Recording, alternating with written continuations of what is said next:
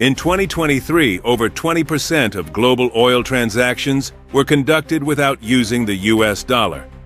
In response, Donald Trump threatened a 150% import tax on BRICS nations. So, what's really going on? BRICS, originally Brazil, Russia, India, China, and South Africa, was once seen as just a group of emerging economies. But by 2023, the alliance had expanded. With Egypt, the UAE, Ethiopia, and Cuba joining, BRICS now includes over 10 nations. Together, they account for 36.7% of global GDP, surpassing the G7's 30%.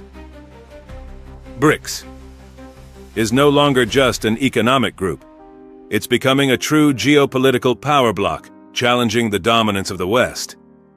At the 2024 BRICS summit in Kazan, Russian President Vladimir Putin revealed a prototype BRICS currency, a paper note backed by gold, powered by blockchain, and designed for cross-border trade.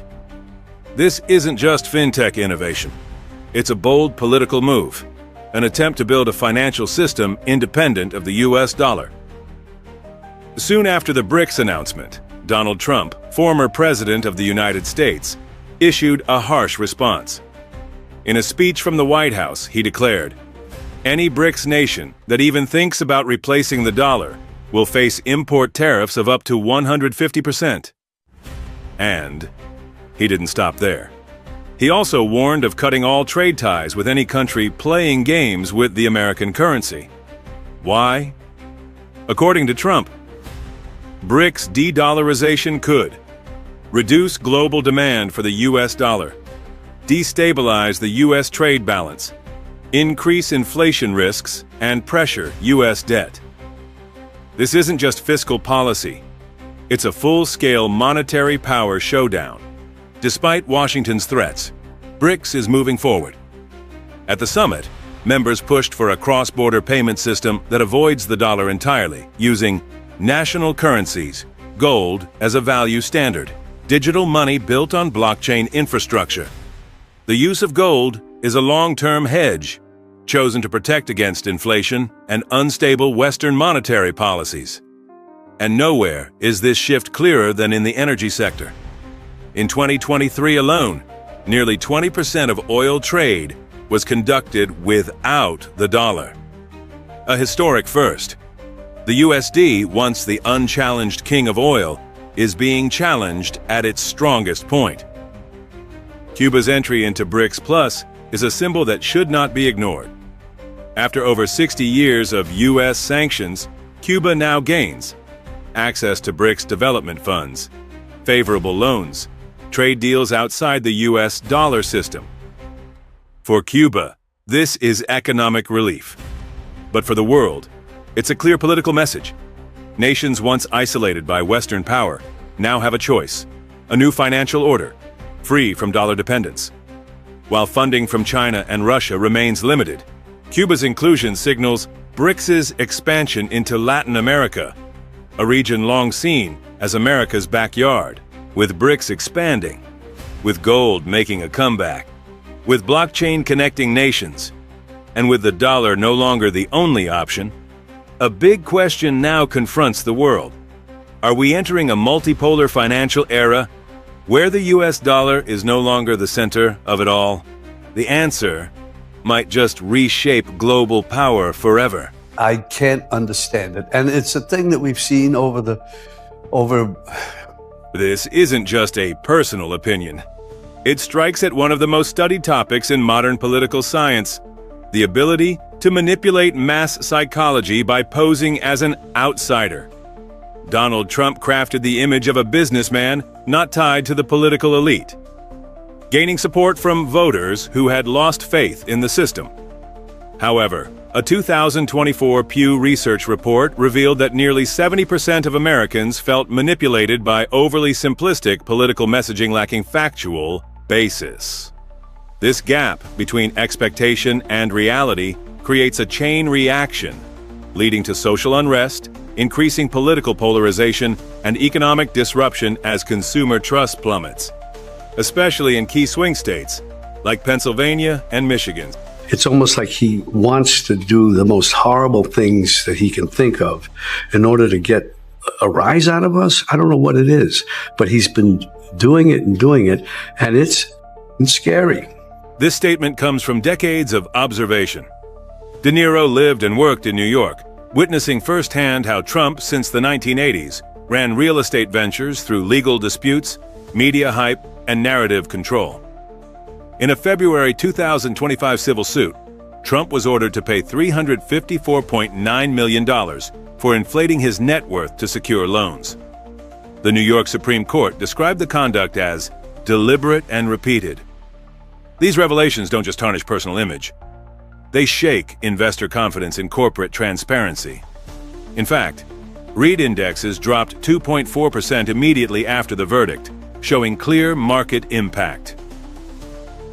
I remember you and I about 5-6 years ago talking. I'm down at the Spring Studios. Something about, I said, what just happened just happened. No, it didn't. It didn't happen. It's all about truth. And what we have here is a denial of truth all over the place. This hits the core of a growing concern. Facts and fiction are becoming indistinguishable in the public sphere, leading to widespread confusion and mistrust.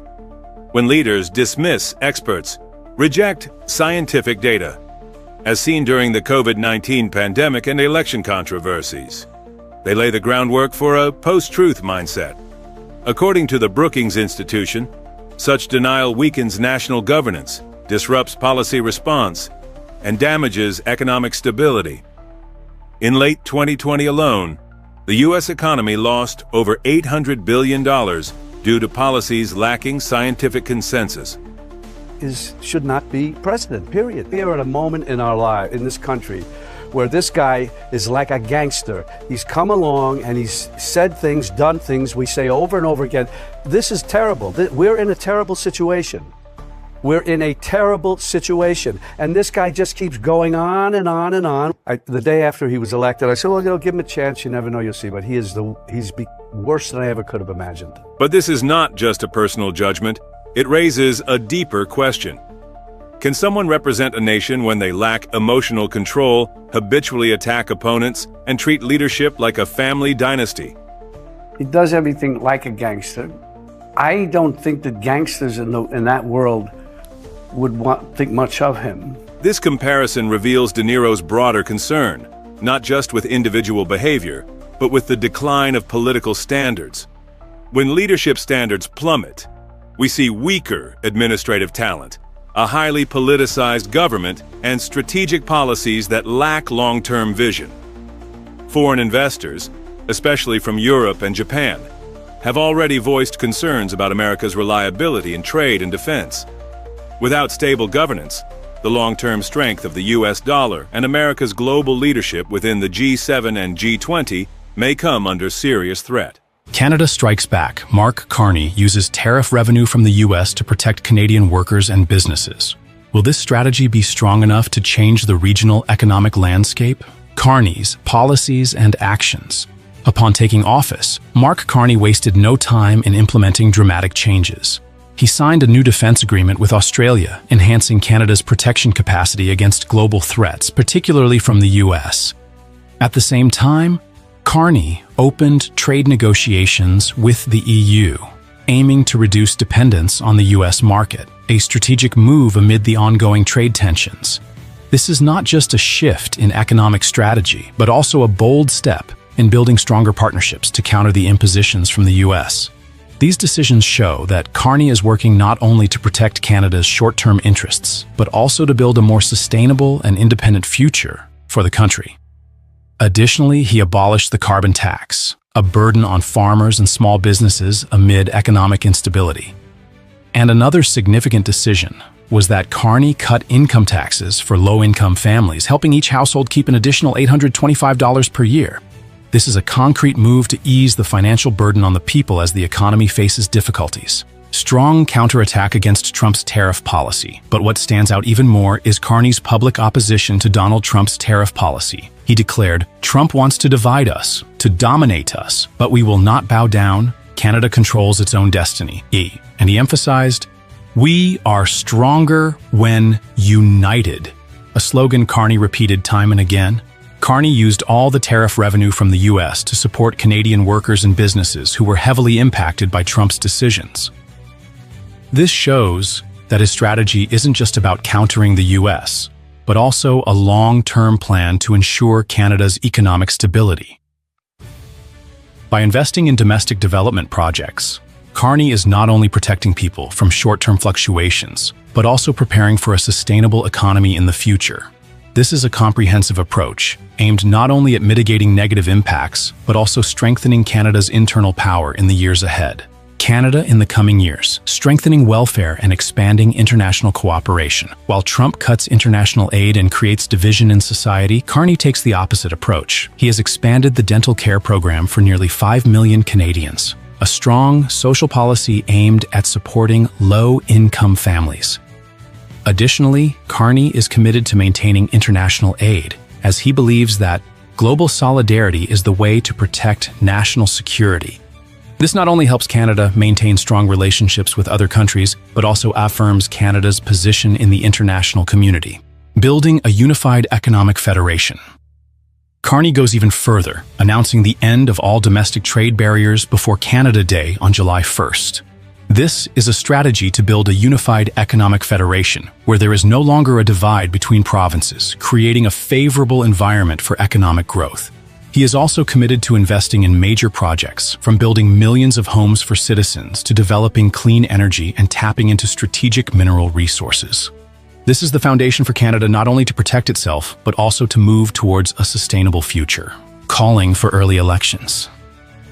In the end, Carney didn't just stop at reactive measures. He called for early elections on April 28th. This is not only to gain the support of the Canadian people, but also to secure a strong mandate from voters to confront the challenges that Trump and his policies are imposing. By doing this, Carney reaffirms his commitment to protecting national sovereignty and interests.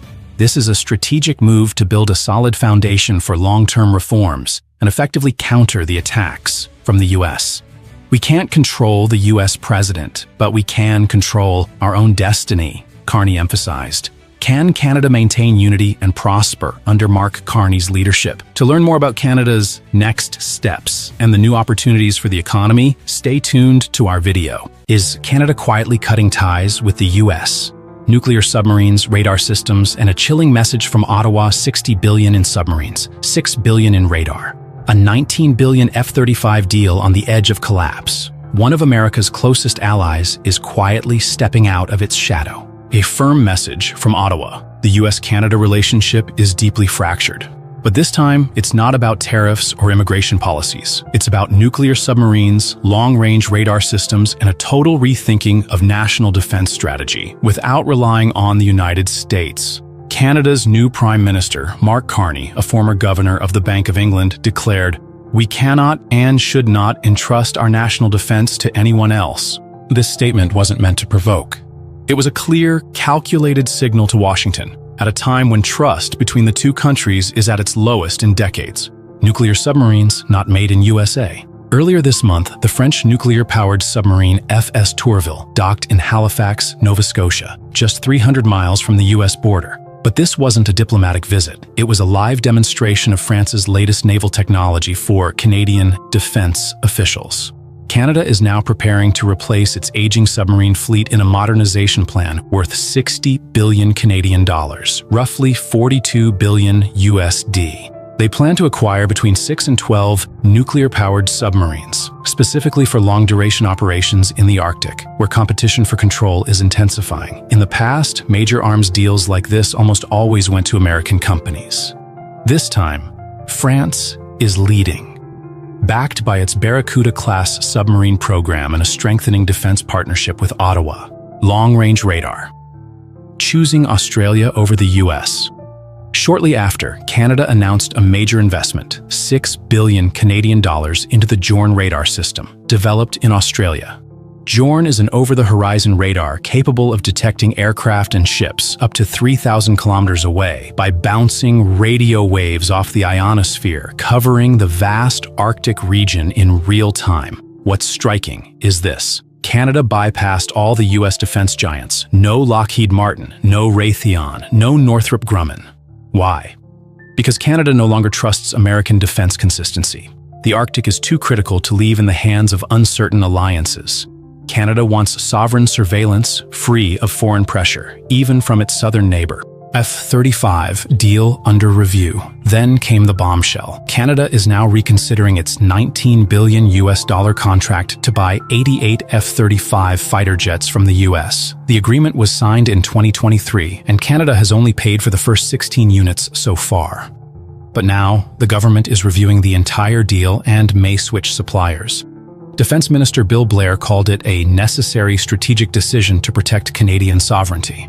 But analysts are calling it what it really is: the strongest warning Canada has sent to the Pentagon in over 30 years. NATO allies are watching, and this shift isn't isolated. Just weeks ago, Portugal canceled its own F-35 procurement, citing unpredictable US foreign policy as a key risk for NATO unity. Portuguese Defense Minister Nuno Melo made it clear, we must rethink our reliance on a partner whose positions change too quickly. And that's the heart of the issue. Can a unified defense system survive when its central pillar becomes volatile and erratic? A post-NORAD era? For decades, NORAD, the North American Aerospace Defense Command, was a symbol of unshakable trust between Canada and the US. But behind closed doors, Ottawa is quietly building alternative systems, from Australian radar to French submarines and more European tech contracts.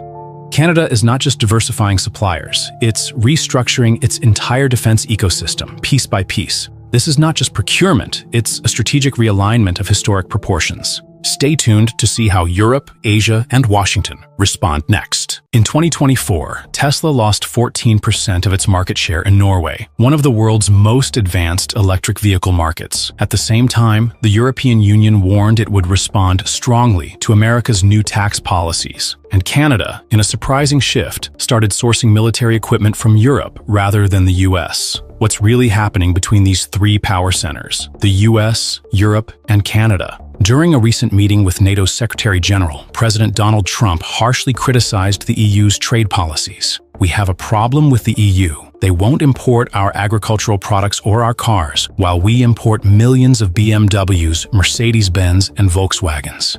Trade between the US and EU exceeds $1.2 trillion annually. The EU maintains barriers against US agriculture and automobiles. The US remains largely open to European imports. Trump targets EU's favorable tax deals with Apple, labeling it a financial battle.